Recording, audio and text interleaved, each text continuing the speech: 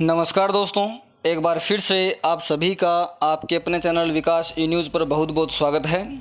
दोस्तों, इस वीडियो में हम बात करने वाले हैं पीटीटी 2 वर्षीय और 4 वर्षीय काउंसलिंग प्रोसेस के बारे में। आप सभी को मालूम है कि पीटीटी का रिज़ल्ट जारी हो चुका है और इसकी जो काउंसलिंग प्रक्रिया है वो भी 25 जून से शुरू हो चुकी है। अब किस प्रकार से आपको काउंसलिंग में भाग लेना है और इसके साथ साथ में आगे की प्रोसेस क्या होती है। आपका रिज़ल्ट का मैसेज तो आपके पास आ गया होगा, इसके अलावा मैसेज के साथ साथ आपने वेबसाइट से भी रिज़ल्ट देख लिया होगा। उसमें जो भी डिटेल लिखी हुई है रिज़ल्ट के पेज पर वो भी आपने अच्छे तरीके से सारी डिटेल्स देख ली होंगी। आगे की क्या प्रोसेस है, काफ़ी कैंडिडेट्स जिन्होंने पहली बार एग्ज़ाम दिया है उनको मालूम नहीं है कि आगे की क्या प्रोसेस होती है, और जिन्होंने 1 या 2 बार पहले एग्ज़ाम दे दिया है उनको तो मालूम है कि आगे क्या करना है, कैसे करना है, क्या कुछ कैसे होता है, कैसे कॉलेज मिलती है, कितने चांसेस कॉलेज मिलने के बढ़ जाते हैं। वो बातें जिन्होंने 1-2 बार एग्ज़ाम दे दिया है उनको तो मालूम है, लेकिन जिन्होंने पहली बार एग्ज़ाम दिया है और अच्छे उनके नंबर आए हैं, बढ़िया उनके नंबर आए हैं, लेकिन उनको ये बात समझ में नहीं आती है, या फिर कहें कि उनको ये बात मालूम नहीं है कि आगे उन्हें क्या करना है, तो वो सारी बातें आपको इस वीडियो में जानने को मिलेगी। वीडियो आपको कंप्लीट देखना है, कहीं पर भी स्किप नहीं करना है। सबसे पहले चैनल को सब्सक्राइब कर दीजिए, बेल आइकन को प्रेस कर दीजिए, और वीडियो कंप्लीट देखने के बाद यदि आपको लगे कि जानकारी आपके समझ में आई है, वीडियो आपके लिए इन्फॉर्मेटिव था, तो वीडियो के लास्ट में आपको एक कमेंट ज़रूर करना है। अब देखिए, बीएड जो है, आपने जो बीएड का पेपर दिया है, या फिर ऐसा कहें कि आपने जो पीटीटी का पेपर दिया है, वो 2 प्रकार के कैंडिडेट पेपर देते हैं। एक तो 12वीं पास अभ्यर्थी पेपर देता है और एक ग्रेजुएशन जिसने कंप्लीट कर रखी है वो पेपर देता है।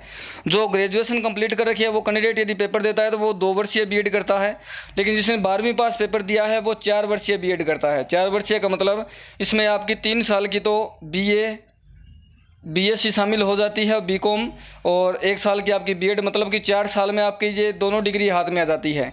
लेकिन जिसने पहले अपना बीएससी कर रखा है, ग्रेजुएशन कंप्लीट कर रखा है 3 साल का, वो आगे यदि बीएड करना चाहे तो वो उसकी बीएड जो है वो 2 वर्ष की होगी।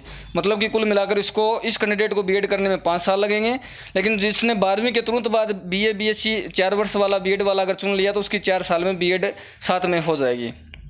अभी आपने पेपर दे दिया, आपके यदि नंबर जो है वो 250 से लेकर के ज़्यादा नंबर है, 250 से ऊपर नंबर हैं, या फिर 280 से यदि ज़्यादा नंबर हैं, तो आपको कॉलेज मिलने के चांसेस हैं वो काफ़ी ज़्यादा हो जाते हैं।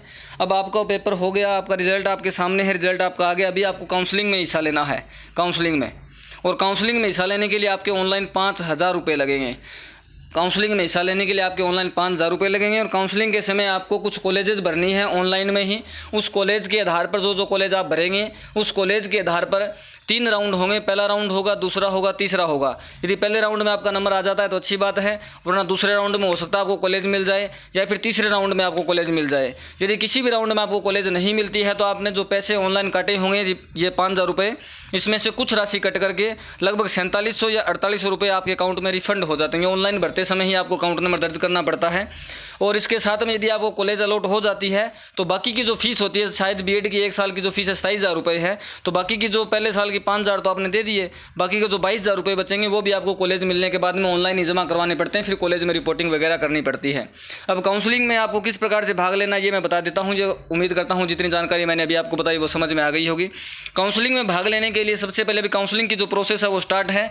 आगे जैसे ही मैं आगे बढ़ूँगा उसमें आपको डेट भी मेंशन कर दूँगा। देखिए, सबसे पहले आपको किसी भी ब्राउज़र को ओपन करके गूगल में आ जाना है, और यहाँ पर आपको टाइप करना है PTET-GGTU, इतना आपको लिखना है। देखिए, मैं कुछ इस प्रकार से आपको दिखा देता हूँ।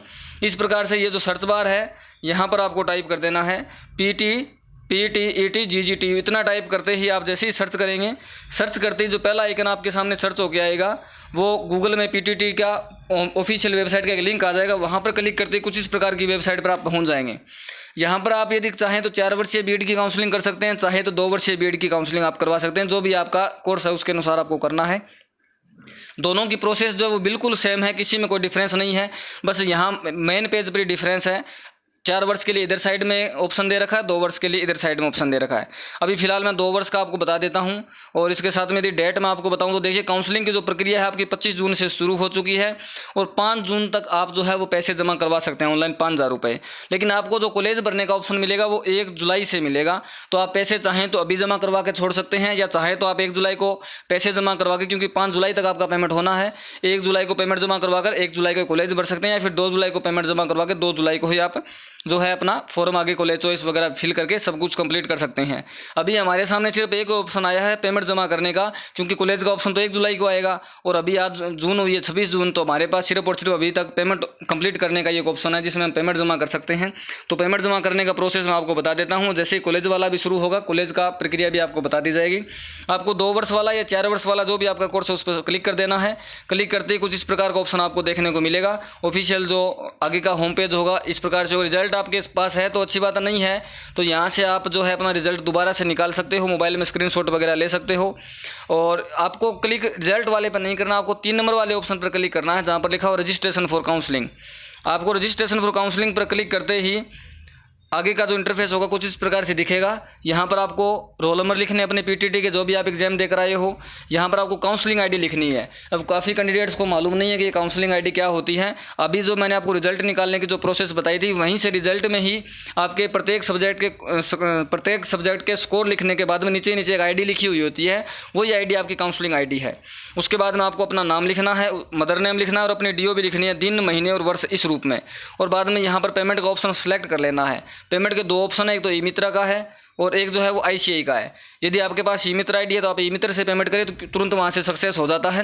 और यदि आप ऑनलाइन पेमेंट करना चाहते हैं तो आईसीआई वाले ऑप्शन पर क्लिक करके ऑनलाइन आप पेमेंट कर सकते हैं। काफ़ी कैंडिडेट को ये भी डाउट होगा कि सर आईसीआई का पेमेंट हम कैसे करें, हमारे पास अकाउंट नहीं है आईसीआई का। कोई दिक्कत नहीं, यहाँ जो आप पेमेंट करेंगे वो इस डिपार्टमेंट के आईसीआई अकाउंट में जाएगा।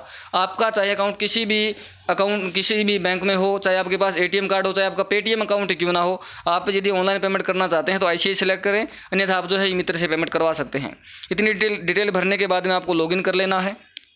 जैसे ही हम लॉगिन करते हैं इस प्रकार से आपकी डिटेल आपके सामने आ जाती है और यहाँ पर सारी जानकारी आपको अच्छे से चेक कर लेनी है। और बाद में यहाँ आपका चालान नंबर भी आ जाता है और यहाँ से आपको पेमेंट वाले ऑप्शन पर भी यस करके सबमिट करके नेक्स्ट जो इंटरफेस है वहाँ पहुँच जाना है। और इस प्रकार से आपकी रसीद जो है वो आपके सामने आ जाएगी। यहाँ लिखा हुआ आ जाएगा 5000 रुपये। तो 5000 रुपये के लिए आपको यहाँ मेक पेमेंट पर क्लिक कर देना है। वो आईसीआई वाला ऑप्शन ही मैंने यहाँ पर सेलेक्ट किया है क्योंकि अभी तक ई मित्रा का ऑप्शन काम नहीं कर रहा। और बाद में जैसे ही हम इस पर क्लिक कर देते हैं मेक पेमेंट वाले पे, इस प्रकार से पेमेंट मोड आपके सामने आ जाता है। आरटीजीएस नेफ्ट से आप करवा सकते हो, नेट बैंकिंग से कर सकते हो, डेबिट कार्ड से कर सकते हो, क्रेडिट कार्ड से कर सकते हो, यूपीआई से आप पेमेंट कर सकते हो, आईसीआईसी बैंक कॉर्पोरेट से कर सकते हो, अदर बैंक से कर सकते हो, आपकी जहाँ मर्जी आप पेमेंट कर सकते हो। इतने सारे ऑप्शन आपके पास हैं। हम जो है वो यूपीआई से पेमेंट कर देते हैं क्योंकि यूपीआई से जो पेमेंट है आजकल सिक्योर, काफ़ी ज़्यादा सिक्योर है। यूपीआई में भी आप क्यूआर कोड काम में ले सकते हो या फिर यूपीआई आईडी काम में ले सकते हो, या फिर इसके अलावा यदि आप पेमेंट करना चाहें तो आप डेबिट कार्ड से पेमेंट करिएगा। इन 3 ही रास्तों से आप पेमेंट करें। आप जो है वो नेट बैंकिंग का यूज थोड़ा कम करें क्योंकि नेट बैंकिंग से पेमेंट करते हैं तो हम इस पीटीटी के ऑफिशियल वेबसाइट को छोड़कर अपनी नेट बैंकिंग के ऑफिशियल वेबसाइट पर पहुंच जाते हैं और वहां से कई बार सर्वर ट्रैफिक ज़्यादा होने की वजह से पेमेंट जो है वो डिपार्टमेंट के पास रिसीव नहीं हो पाता। फिर हमें 5000 रुपये के लिए 3-4 दिन हो सकता है वेट भी करना पड़े और रिफंड पता नहीं कितने दिन में आए वो, और हो सकता है सक्सेस हो, कितनी कंप्लेन करनी पड़े। तो उसके लिए आप ध्यान ये रखें या तो यूपीआई से पेमेंट करें या डेबिट कार्ड से पेमेंट करें। जैसे ये पेमेंट हम सक्सेस कर देते हैं कुछ इस प्रकार की रिसिप्ट जो है हमारे सामने आ जाती है। यहाँ लिखा हुआ आपको मिल जाएगा सक्सेस। और बाद में आपको इसका प्रिंट संभाल के रख लेना है और इसका प्रिंट संभाल के रख लेने के बाद में आप दोबारा अपना पेमेंट स्टेटस जो है वो चेक कर सकते हो। वहीं रजिस्ट्रार प्रोसेस वाली जो काउंसलिंग प्रोसेस जो थी वहीं से आपको दोबारा इसको चेक कर सकते हो, वहाँ आपको पेमेंट कंप्लीट मिल जाएगा, सक्सेस हुआ मिल जाएगा। और अभी आपको क्या करना है, इसको संभाल के रखना है इस प्रिंट को। और 1 जुलाई से आपकी जो कॉलेज चॉइस है वो फिलिंग स्टार्ट हो जाएगी और बाद में आपको अपनी कॉलेज चॉइस भर लेनी है। वो सारी बातें भी आपको उस समय बता दूंगा मैं। आप चैनल को सब्सक्राइब करके रखिए, बेल आइकन को प्रेस करके रखिए। उम्मीद करता हूँ इतनी जानकारी आपको समझ में आई होगी। कमेंट बॉक्स में जरूर बताइए वीडियो आपको कैसा लगा। अपने दोस्तों के बीच में शेयर करें। आपके जितने भी टेलीग्राम ग्रुप है, व्हाट्सअप ग्रुप है, सभी में जरूर शेयर करें। इस वीडियो में बस इतना ही। मिलते हैं नई वीडियो में नई अपडेट के साथ। बहुत बहुत धन्यवाद दोस्तों। जय हिंद, जय भारत।